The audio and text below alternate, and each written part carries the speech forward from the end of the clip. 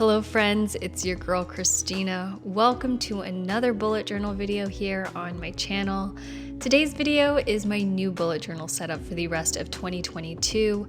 For this half of the year, I'm using an Archer and Olive size A5 bullet journal. I'll leave a link for this one in the description. And I'm actually an ambassador now for Archer and Olive, so I have a discount code too.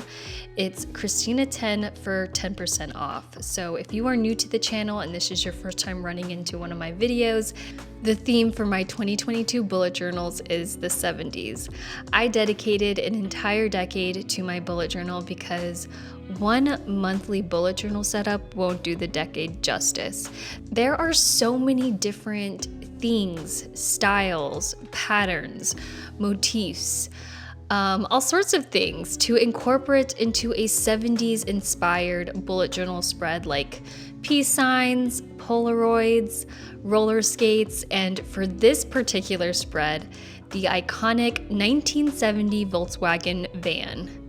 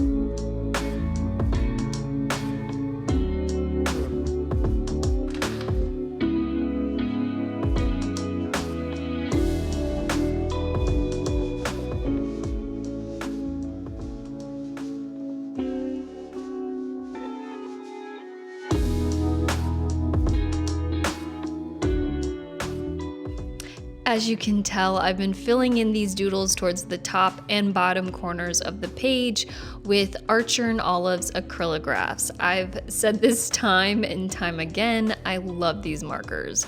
But lately, I've been using other markers for my bullet journal setups, like Tombow, sometimes my Crayola fine tips.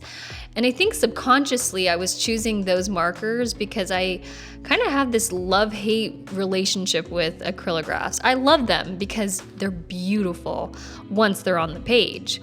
I mean, it looks like paint, but on the other hand, you have to shake each pen before using it to get the ink to come out, which can be time-consuming.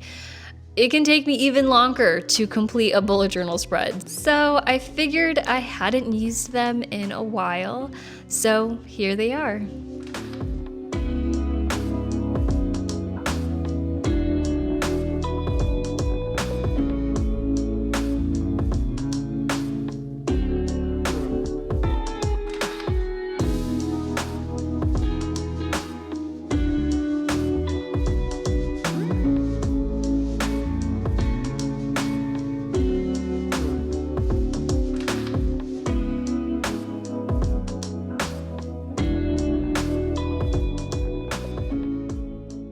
The next page is the space grid, which I still use very much to reference when I'm creating my monthly and weekly overviews. And then the following page is my mid-year goals, which, to be honest, I haven't given much thought to. I'll probably spend the next month thinking about my goals for this next portion of 2022. I usually need to think hard about what I want to set, and then process it to ensure this is what I actually want to do, and then put my plan into action. So what are some manageable steps I can do monthly, bi-monthly to complete my goals? But yeah, let me know in the comments if that's something you'd want me to elaborate on. I used to make videos about goals. I was setting in my passion planner, and I haven't really done that and explained that for my bullet journal. let me know. I would love to make those kinds of videos again. Now, if you're someone who sets up their bullet journal at the beginning of every month, as I do, then you probably need a future log. What exactly is a future log? It's a space for you to record important dates, vacations, birthdays, anniversaries, and doctor appointments, you name it. If you need reminding, place it in your future log so that when you do set up that month, you'll migrate these important dates and events to your monthly overview. Funny enough, I know some of you who bullet journal don't need it. Listen to this. Some people set up their full 12-month bullet journal at the beginning of the year. This concept is crazy to me. I feel like it takes so much time to set up a monthly bullet journal spread. I can't imagine doing that. But anywho, if that works for you, go for it. It would be nice not to have to think about a bullet journal theme every month. So I can definitely see the benefits in setting it up at the beginning of the year. I realized while editing this that I usually fill in a mini calendar for each month, and I completely forgot to. I kind of noticed while editing this that there's a lot of space in each column, and it's like, oh, there's a lot of space because you forgot to put in the calendars. But I don't know, I've already written in important dates, so I don't know how. Maybe I could just place the calendars at the bottom of the columns. That's an idea. So I still have them to reference. The following 2 pages are dedicated to a book tracker because yes, I still have an annual goal of 30 books to read. Even if I don't always hit that goal, I still like having it because it pushes me to read as much as I can. Unfortunately, I have been slacking the last couple of months. I don't know if that's a result of reading so much at the beginning of the year that I burnt myself out, or I just haven't found anything I want to read. Nonetheless, I'm back to my reading routine. I actually read 3 books last month, including a pregnancy book called Expecting Better. I wish I would have read this sooner because it includes a lot of information that would have been useful in my first trimester. It's all of the things they say you can't do when you're pregnant.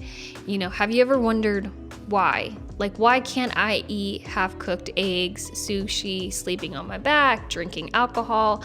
How much caffeine can I drink?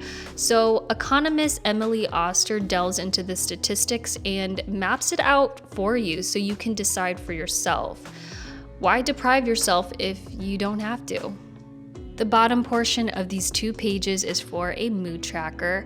I've debated back and forth if I should make monthly mood trackers with fun doodles as what I would fill in every day, but I decided to make a huge mood tracker in my setup so I could see my mood tracker as a whole. I think doing so is beneficial when having an overall view. It's a perfect opportunity to reflect on how I'm feeling every day for the month and for the rest of the year. Another book I read this month is a classic, one that most of us read in high school, called Lord of the Flies. I wanted to read this because David and I have been binge watching the reality TV show Survivor. And not that the two are related in any way whatsoever, but I wanted to read a story about human nature. And when it comes to being in like that survival mode, I feel like when we're in survival mode, we aren't who we usually are to some degree. And I definitely think that that's something that the show Survivor and Lord of the Flies have in common. Another book I read was for book club, the autobiography In Order to Live, a 13-year-old North Korean escapee, Yeonmi Park. With that description alone, you already know that this is a sad story of the fear installed by the North Korean regime to her escaping. But the biggest struggle of all is her assimilating to a free society as she works on unlearning what had been programmed into her by the North Korean government. It's a very compelling read from beginning to end. And honestly, It's exactly what I expected, but it's shocking to hear someone's story of how it all unfolded. And it just makes me think of the stories we haven't heard, the people that have died in the journey to escaping North Korea. It's a very compelling read from beginning to end.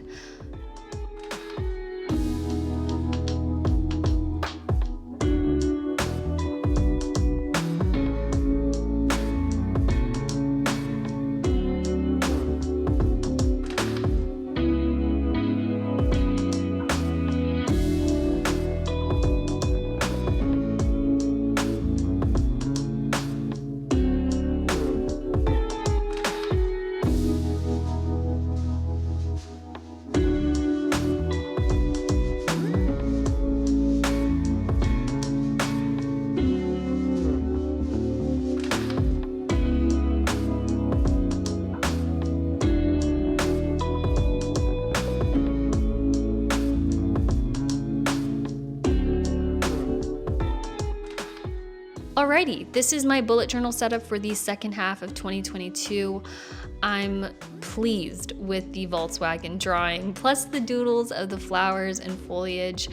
I didn't really like my design in my last bullet journal setup. That was like the watercolor purple sky clouds setup. So I feel like because I didn't like my setup, I didn't use it as much as I should have. So I wanted to come up for this bullet journal setup. I wanted to come up with an inspiring and fun setup, something that's gonna just make me want to turn these pages and fill it out. So anywho, thank you so much for watching this video. I'm coming out with my July plan with me this Tuesday, July 5th. So if you liked this video, the setup, or the chat, please consider subscribing to my YouTube channel. I'll see you all in the next one. Bye.